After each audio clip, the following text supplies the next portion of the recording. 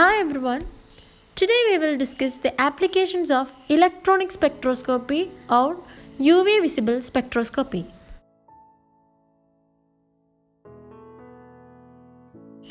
This spectroscopy is particularly useful in the identification and structural elucidation of organic compounds. Among the numerous applications, a few will be discussed here.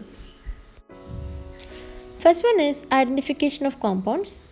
One typical example is identification of the hydrocarbons containing fused rings such as naphthalene, anthracene, etc.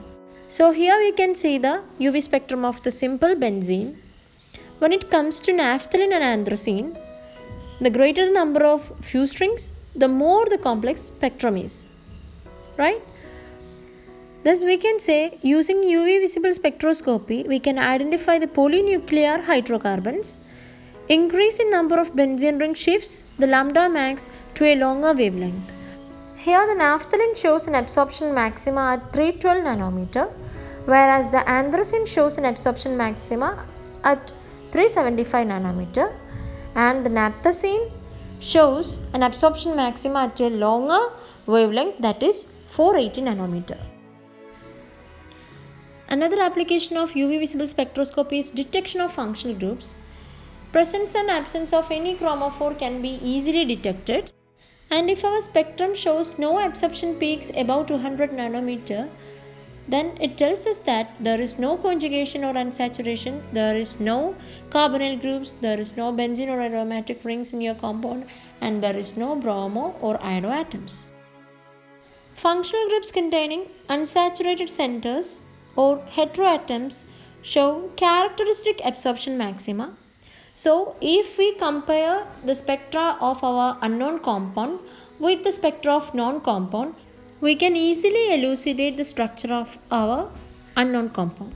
In order to elucidate the structure of vitamin A1 and vitamin A2, where they differ with one pi bond only, vitamin A1 shows an absorption maxima at 325 nanometer, whereas vitamin A2 shows an absorption maxima at 351 nanometer. UV visible spectroscopy is useful for identification of geometrical isomers. Trans isomers generally have higher lambda max and epsilon max as compared to their cis form. This enables distinguishing one from the other by recording their UV visible spectra. Here we have this cis stilbene and trans stilbene. Cis stilbene shows an absorption maxima at 283 nanometer, whereas trans stilbene shows an absorption maxima at 295 nanometer. Another application is study of conjugation. Presence of conjugation generally shifts lambda max to higher values. Thus, electronic spectra are very useful in distinguishing conjugated compounds from non-conjugated compounds. And greater the conjugation present, the higher will be the lambda max. Another application is impurity detection. If impurities are present, then the absorption spectra will differ from that of pure substance, since the impurities absorbs the light and give a peak of their own. The compound adrenaline shows an absorption maxima at 280 nanometer. If the impurity adrenaline is present in it, it will give an absorption maxima at 310 nanometer. So, we can identify whether the compound is pure or not.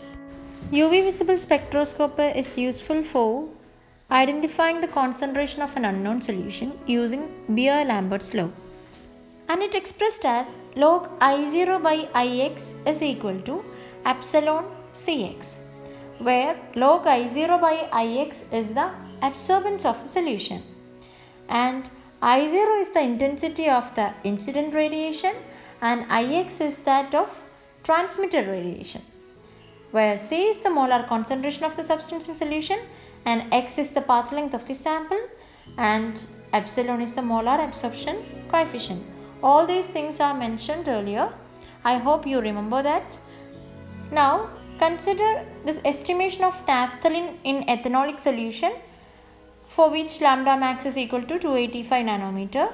For that, we have to prepare a series of standard dilute solutions of naphthalene in ethanol, and we have to measure their absorbance using a spectrophotometer. From here we will get the absorbance values for each solutions. Let me say the fifth beaker contains the solution whose concentration is unknown. So from here we will get the absorbance value for this unknown concentration, and now we have to plot absorbance against concentrations. So putting the values, we will be getting a linear curve known as calibration curve. From the measured absorbance of the unknown solution, we can identify the unknown concentration of that solution.